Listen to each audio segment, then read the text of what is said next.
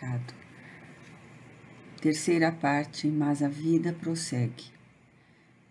Capítulo 3, Parcelas do Mundo Invisível.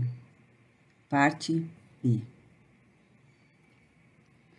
As faculdades da alma são forças poderosas e tão variadas como variadas são as suas aspirações e vontade, e tão intensas e sutis como as próprias vibrações espalhadas pelo universo. Nas almas elevadas, essas faculdades, por muito trabalhadas, aprimoradas e adestradas à lei divina, atingem a plenitude de um fastígio, de um esplendor vertiginoso, que o homem odierno sentirá dificuldades de conceber, tornando-se então esse esplendor a glória da sua imortalidade, visto que lhe permite a plena comunhão de vibrações com a suprema divindade, daí se derivando o seu estado paradisíaco ou celeste, ou a sua glória, o seu triunfo absoluto, fruto ou aquisição abençoada do seu próprio esforço e boa vontade através dos milênios. Chegada a esse pináculo, a alma colabora plena e extensivamente na obra da criação, uma vez que já poderá refletir a imagem e semelhança do Criador. Tão gloriosa ela se sente, possuidora de tantos poderes, que deseja irradiar para mais além os valores das suas próprias conquistas imortais. Então, se desdobra em múltiplas atividades, cooperando com o Todo-Poderoso no aprimoramento do universo, presidindo ao nascimento e crescimento de mundos e sistemas siderais, sob o harmonioso império das leis supremas, expandindo-se em amor e auxílio aos seus irmãos de humanidade, imolando, muitas vezes, as alegrias da vida celeste que lhe são naturais, a fim de beneficiar povos e humanidades com o deslumbramento da sua presença em globos materiais, onde estagiam almas irmãs em labores evolutivos, tal como Jesus, o Cristo de Deus, o fez entre os homens deste planeta. É próprio da natureza da alma, que atingiu a glorificação da unidade com o Criador, dilatar-se em abnegação por outrem, ou seja, pelas humanidades. Da mesma forma que é do feitio dos caracteres nobres encarnados na Terra, dedicar-se lealmente ao ser amado, à família, ao ideal constituído no coração. Ela o faz, porém, sorridente e feliz, retirando inefáveis alegrias, pois bem que pratica dos próprios sacrifícios a que se entrega, sem que por isso se diminua ou sofra, tal como entendem os homens o sofrimento sobre a terra. Sim, porque a alma que plenamente conseguiu conjugar vibrações com seu Criador, torna-se a estruturação do próprio amor divino. Ela compreende o amor divino, o amor universal e sabe amar.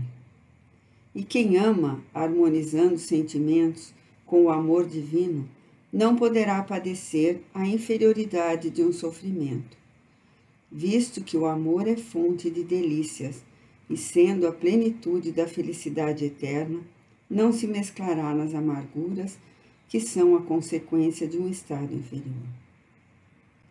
O amor absorve-a, impregna-a das suas divinas vibrações, tornando-a radiosa de uma aventura imortal, ainda que se encontre envolvida em circunstâncias críticas, mesmo dolorosas, como foi a do nosso Divino Mestre, entre as peripécias da sua paixão na terra.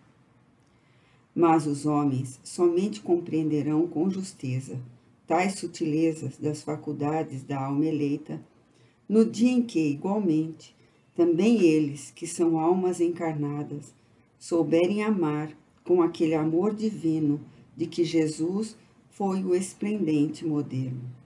As almas normais, como as medíocres em marcha evolutiva, possuem da mesma forma faculdades que lhe fornecem poderes, sempre relativos, no entanto, ao grau de evolução que atingiram. Assim também, as inferiores e criminosas que dos seus poderes mentais se utilizam para a própria consciência nublarem com os efeitos da delinquência. É certo, portanto, que todos os homens ou todas as almas possuem em estado latente e relativo os esplendores que, em grau supremo, a divindade criadora possui, possuindo a elas, por isso mesmo, se esforçarem pelo progresso próprio, evoluírem, trocarem-se de glórias até refletirem entre si mesmas a semelhança do Ser Todo-Poderoso que lhes forneceu a vida. Daí, os complexos das humanidades, suas lutas, suas ânsias pelo ideal, seus desfalecimentos e vigores em busca de um bem que se dilata sempre, mais à proporção que se elevam através dos progressos realizados, seu trabalho perpétuo para colher os triunfos imortais, cujos germes estagiam dentro do seu próprio ser. Partículas que são todas do Supremo Ser Divino, e possuindo todos nós os mesmos princípios, as mesmas capacidades, somos suscetíveis de realizar os mesmos feitos, sejam psíquicos no mundo espiritual ou físicos, nos globos materiais, dependendo a boa ou a má qualidade desses feitos, sua grandeza, sua eficácia e perfeição, somente do progresso já realizado pelo nosso espírito. Por isso, as incessantes advertências dos mestres espirituais no sentido de as criaturas procurarem conhecer a si mesmas, o valor que encerram as energias e virtudes latentes de que são por natureza dotadas, a glória que carregam em si, reeducando-se sob os raios do sol da verdade e do amor, a fim de mais facilmente atingirem a finalidade, no estado celeste que não está aqui, nem além, mas na intensidade das faculdades vibratórias de cada ser, de cada universo pessoal, pois será bom recordar que um espírito é um pequeno, porém sublime universo. Assim, uma entidade espiritual, presa às condições do nosso Luiz de Narbonne, poderá obter o seu paraíso relativo e nele permanecer o tempo que desejar, valendo-se apenas da faculdade de recordar o pretérito, se esse pretérito lhe foi propício ou caro. Tal fenômeno da mente desencarnada, vibrando pela vontade em sentido tenaz e positivo, trará visões, impressões, sensações e emoções, tão reais como reais foram os fatos que as provocaram no passado. Unicamente, não trazendo soluções de continuidade, repetindo sempre as mesmas cenas já vividas e sentidas, acabam fatigando a mente que as recorda e entediando as aparições gerais da própria alma, levando-a a desinteressar-se da manutenção do fenômeno, ou seja, das recordações a que se produz. O mesmo fenômeno realiza o homem encarnado ao redor de algo próprio passado. Apenas aqui, a recordação não será objetivada e não passará de um reflexo imaginário, cujas visões não chegarão a transbordar das comportas do pensamento, corporificadas, qual a realidade, devido aos entraves oferecidos pela matéria, enquanto o desencarnado conseguirá fazê-lo, bastando uma ação forte da vontade, uma emoção fecunda, um transporte que lhe reacenda as chamas de atos significativos de sua vida, que jazem depositados nos refolhos do ser.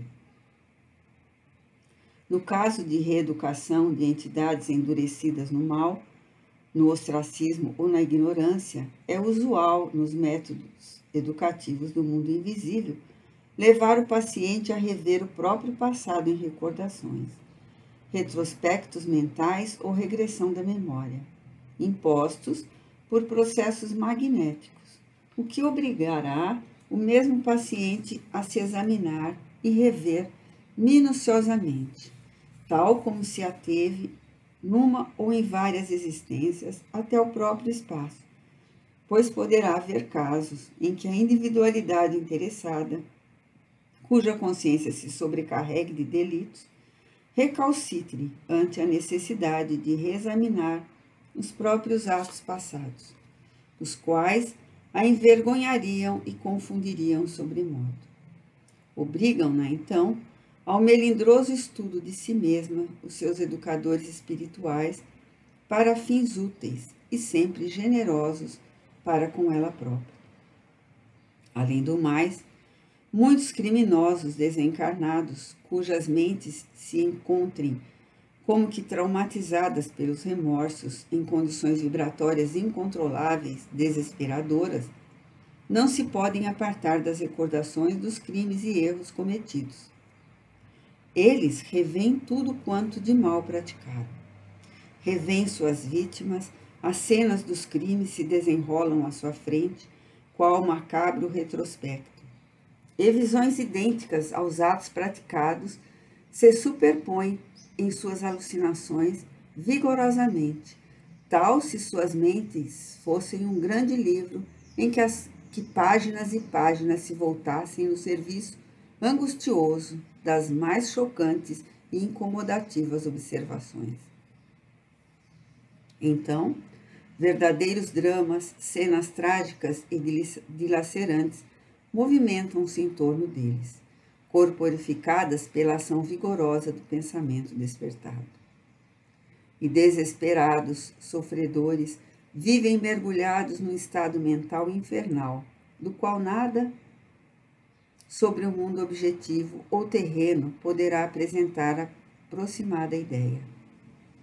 E até nas reuniões práticas de espiritismo, nas quais o sagrado intercâmbio entre homens e espíritos se processa, tais fenômenos costumam verificar-se, visto que os instrutores espirituais que educam os homens nas operosidades da terceira revelação, desde muito lhes ensinaram o processo magnificente do exame retrospectivo do próprio eu, na pessoa das entidades comunicantes rebeldes, a fim de fazê-las meditar no choque sempre penoso das recordações visíveis do passado.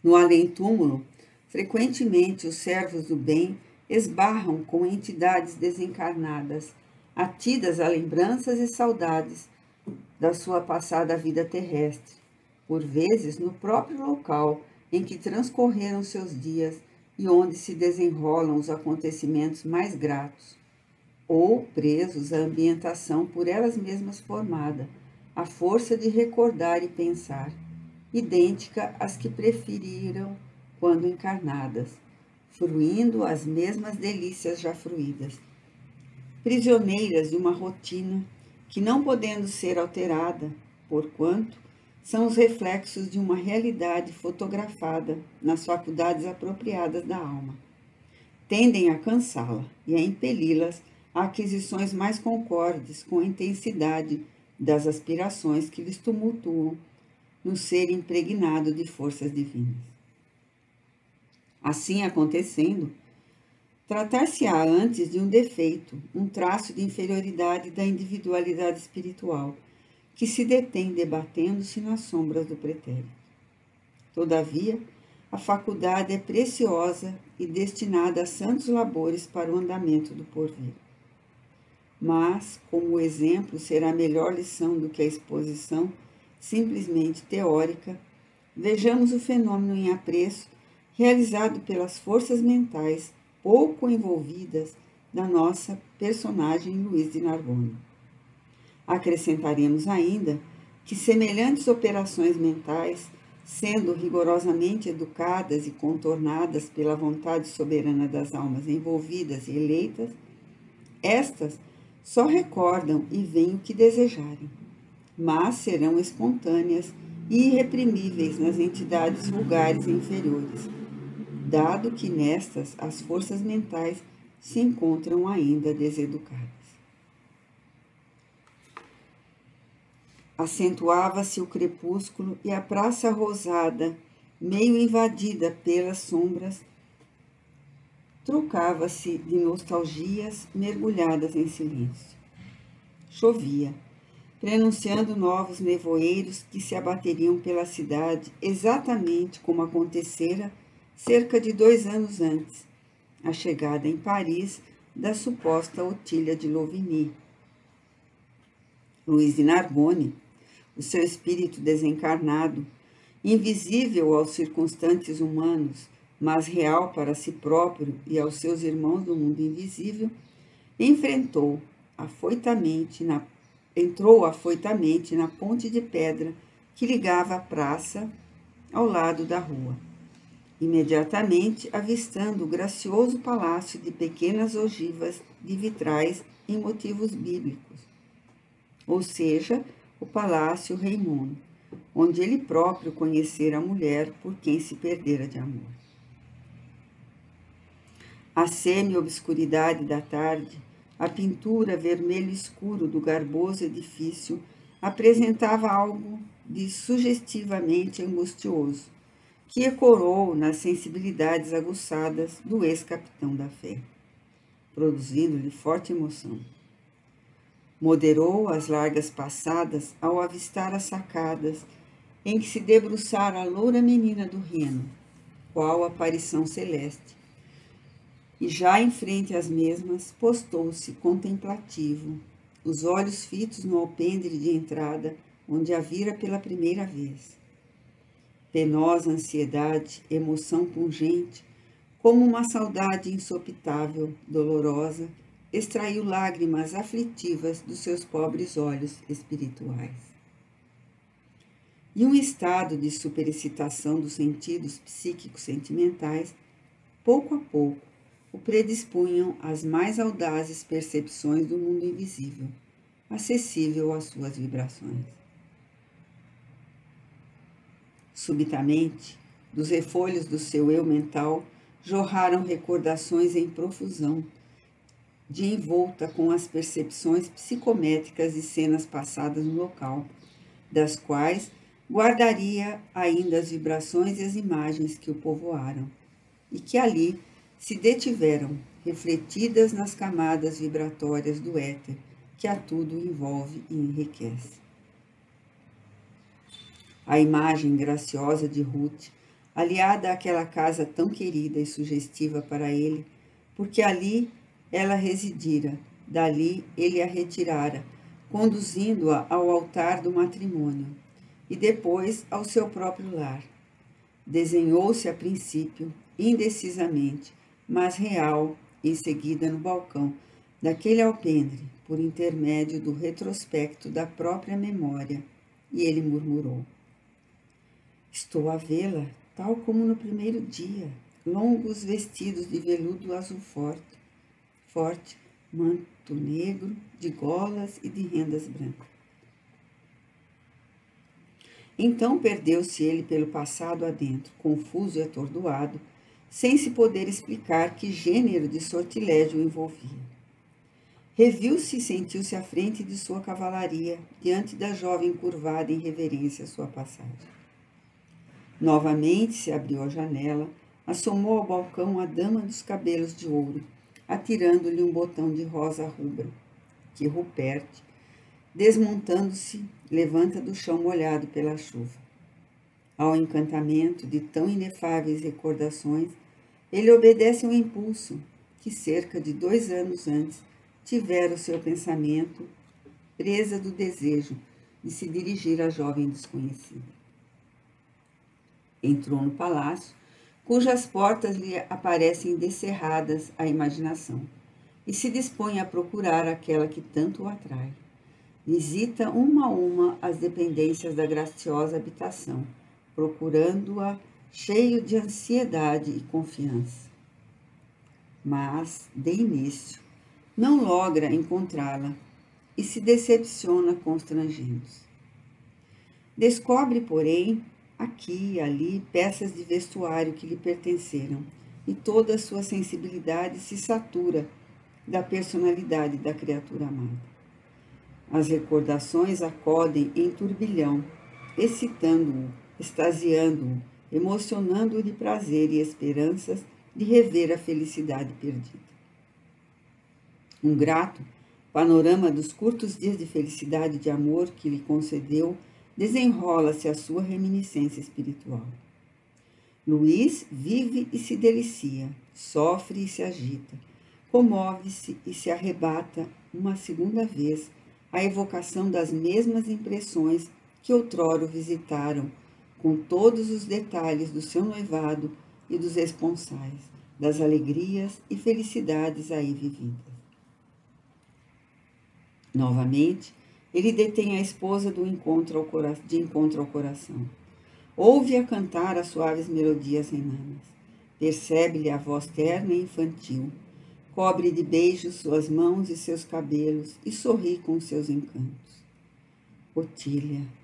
Ali está ele e junto dele, por uma poderosa regressão do pensamento ao pretérito, tão visível, tão real, tão sua e tão encantadora, que ele se esquecia de que tais cenas eram a reflexão do pretérito sobre as suas forças criadoras mentais.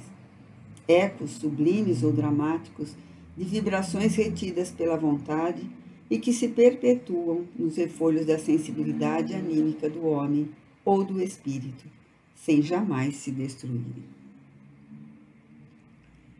Luís, porém, não tinha capacidade moral e mental para conseguir a fixação de um estado prolongado de reminiscências e revertê-la em um presente grato. Nem a alma humana, ou seja, a mente vivaz e consagrada por natureza, a uma intensidade vibratória inconcebível, se subordinaria ao domínio de um círculo restrito de impressões, sempre as mesmas, porque seriam apenas um fenômeno de reminiscências. As cenas evocadas pela saudade experimentada diante da residência sugestiva da mulher amada cansaram-no, e ele desejou então maiores expansões. Seu pensamento reviu então as horas dolorosas, a traição, o engodo, a prisão, e agora ali estava, libertado da masmorra de Catarina, sem saber como, hóspede daquele palácio solitário que o atemorizava. Mas, em dado momento, novas faculdades naturais da alma humana, independentes da elevação moral, simples dom que se manifesta como quaisquer dos 5 sentidos do homem, entraram a exercer suas atividades sobre ele, confundindo-o, surpreendendo-o, sem que na realidade ele pudesse compreender o que se passava.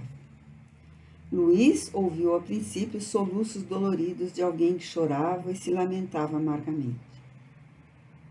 Tratava-se da voz aveludada e meio infantil de sua Otília. Outras vezes se juntavam a esses soluços vozes graves, conselheiras, como se outras personagens tentassem consolá-la.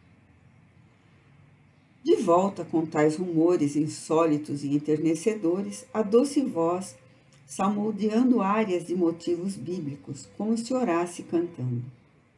Eram hinos sagrados da Reforma, revivendo os melodiosos versos do rei Davi, com que os huguenotes gostavam de entoar louvores ao Criador. Eis, porém, que acorriam brados de revolta de alguém que execrasse e blasfemasse, prometendo terríveis vinditas contra ele próprio, Luís de Narbonne. Era a voz amada, que assim se expressava numa tonalidade desconhecida para ele. Procurou orientar-se dentro do solar imenso. De onde partiriam as vozes? Dir-se-ia que volitavam por toda parte, aqui, além, acolá, pelo ar de cada dependência. Passo a passo, visitava salas e compartimentos, tentando descobrir onde se ocultava sua esposa, incapaz de compreender o fenômeno que presenciava, pois se tratava tão somente da repercussão de ocorrências passadas, detidas ainda nas vibrações ambientes e percebidas pelas suas sensibilidades predispostas ao caso. Um gabinete forrado de veludo carmesim, com longos tapetes bordados a fios dourados, peça luxuosa que lembraria uma recâmara das 1001 noites, mobiliada com velhos aparadores góticos e espelhos de cristal, apresentou-se subitamente à sua vista, ao entreabrir de uma porta. Deteve-se surpresa e emocionada. Sentada em longa poltrona forrada de veludo, igualmente carmesim, ali se encontrava Otília, a mulher amada, indecisamente visível aos seus olhos, qual imagem esmaecida pela neblina da manhã. A jovem chorava e falava, parecendo inconsolável. Ao seu lado, Blandina d'Alembert, fazendo-lhe companhia, lia em voz alta trechos do Evangelho do Senhor, reconfortando-a ainda, de vez que em quando, com maternais conselhos. E o intendente, aquele rotundo Gregório de pé, cabeça baixa, parecendo consternado por presenciar a jovem ama desfeita em lágrimas. Tentou falar à esposa, tomado de satisfação e receio ao mesmo tempo. As personagens, porém, não o ouviam, não o enxergavam e continuavam absortas o seu colóquio. A linda Renana lamentava, como sempre, a morte da família por ele, de Narbonne, trucidada. Chorava inconsolável a própria desgraça, acusando-o, cobrindo-o de maldições, jurando implacáveis desforras. Chamou-a, apesar disso, pelo nome que se habituara a dar-lhe, Otília. Suplicou-lhe tréguas, perdão para o seu ato impensado, pois já espiara durante o crime inominável, sendo como fora atraiçoado por ela mesma, batido no seu sentimento e no seu brio de cavaleiro, atirado a um cárcere, onde experimentara todas as angústias possíveis a um coração, a alma inconsolável pela suprema dor de um amor desgraçado, esquecido de que havia pouco orara em Saint-Germain, pedindo aos céus força para poder odiá-la. No entanto, as imagens permaneciam sempre as mesmas, inalteráveis nas atitudes aliadas dele. Não o viam nem o ouviam. Dir-se-ia antes serem os reflexos longínquos de um espelho singular que o exasperava de incertezas, confusões e suposições. Deixou o gabinete sem compreender o que se passava, atordoado e impressionado. Ao acaso, penetrou outros compartimentos, e em todos, aqui e ali, se deparavam as mesmas personagens reunidas à mesa em palestras ou em orações. Por vezes, as imagens tumultuavam, confundiam-se umas com as outras em agrupamentos, como que se encravando em outras figuras que ele jurava não conhecer. E de todas as vezes, as mesmas súplicas desesperadas, o mesmo apelo angustioso do coração desolado. Otília, minha querida Otília, por Deus, ouve-me, amo-te ainda e sempre. Não posso viver sem ti. Eu estava louco, minha querida, estava cego, quando, julgando prestar um serviço a Deus e à pátria, ordenei o suplício de tua família. Oh, meu Deus, hoje eu sinto que amo essa família e que viveria de rastros a seus pés se pudesse revê-la, a fim de me penitenciar, servindo-a. Socorre-me, Otília, com o teu perdão. Compadece-te da minha desgraça e dize o que precisarei tentar para merecer teu amor e tua confiança, pois não consigo odiar-te pelos males que me infligiste. Certa vez em que assim imprecava as sombras, atirando aos ares tão ardorosos e torturosos apelos, eis que ao seu lado alguém respondeu, servindo-se, porém, não daquele timbre terno e encantador que tanto enternecia, mas de uma tonalidade severa e dura, tal a vibração de alguém muito odioso que desejasse conter os próprios impulsos maus num supremo esforço. Eis-me aqui. Que queres? Por que tanto clamas por meu nome? Que tenho eu de comum contigo, miserável teólogo? Voltou-se Luís, surpreso e chocado por um súbito terror. A seu lado, uma jovem mulher, mas esquálida e marmórea, traindo angústias superlativas em todo o seu impressionante aspecto, feições rancorosas e olhar cruel, toda envolvida em longos mantos negros, como se seus vestidos não passassem de panos flutuantes, que a recobrissem em vez de trajes femininos. Fitava-o com ódio, irradiando dos olhos penetrantes e ameaçadores influenciações malevolentes, que o apavoraram. Era um ser pertencente como ele ao mundo invisível, cujos sentimentos inferiores e revoltados o detinham preso às ignomínias da terra, sob depressivos sofrimentos, perambulando qual proscrito submerso na miséria extrema de uma situação, sem consolação nem esperanças. Apavorado, malgrado seu, ante o aspecto deplorável daquela dama coberta de véus negros, o antigo cavaleiro de Catarina de Médici perquiriu sem compreender o que se passava. Quem és e como ousaste penetrar neste recinto sagrado? Uma estridente gargalhada, assintosa e diabólica, ressoou inesperadamente pelos recantos do solitário palácio, que por momentos hospedava os dois entes desencarnados em litígios com a própria consciência. E Luís, acovardado ante a singular aparição, tentou afastar-se, a fim de se furtar à sua incomodativa presença. A mulher, no entanto, deteve-o com um gesto, tomando-lhe do braço, enquanto fitou o zombeteiro e cruel. Pergunta-me, pois quem sou, senhor de Narbonne? Oh, desconhece-me porventura? Me tens amado tanto e ignoras quem sou? Pronuncias meu nome docemente, de momento a momento, chamas-me com devoção e ternura, e agora que corro a atender aos teus apelos, pensa em deixar-me? Quem sou? Oh, quem sou? Sim, quem és? Balbuciou tremente o ex-capitão da fé. Sou a verdadeira Otília de Louveny, irmã do teu amigo Arthur, a verdadeira senhora deste palácio e da personalidade que Ruth Carolina usava para enganar-te, e melhor se poder vingar de ti. Roubaste-me o homem amado no trágico massacre. A ele, sim, a Carlos Felipe de La Chapelle, que eu desposaria dentro de alguns dias de todo o coração.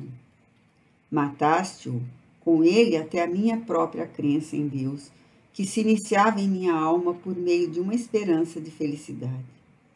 Junto ao escolhido do meu coração, que se iluminava ao sol da reforma luterana. Agora, porém, vejo-me só e desamparada, reduzida a perambular por toda a parte, sem novas do meu Carlos, a quem perdi de vista, e que, em vez dele, tu, Luís de Narbonne, miserável filho espúrio de um rei tão miserável quanto a sua prole. Tu, em meus caminhos, sempre tu. Odeio-te, Luís de Narbonne. Odeio-te com todas as forças da minha alma, perdida pelo teu ódio. Não for o teu zelo infame de lacaio de uma rainha depravada, e ninguém se lembraria de que a família de La Chapelle era huguenote, porque suas virtudes eram bastante conhecidas de todos para protegê-la contra as denúncias. Todos os males do inferno recaiam sobre ti. Fui eu que instiguei Ruth a perder-te. Minha sombra, revoltada contra ti, fez de Ruth um fantoche, pois levei a perpetrar tudo quanto meu ódio sugeria. Tu não a terás jamais, jamais. Ela é esposa de um outro, venturoso e digno príncipe, que a protegeu contra as garras de Catarina. Ela nada sofreu e odeia-te tanto quanto eu, pois infiltrei nos meandros do seu coração a abominação que te voto e que nada neste mundo será capaz de aplacar.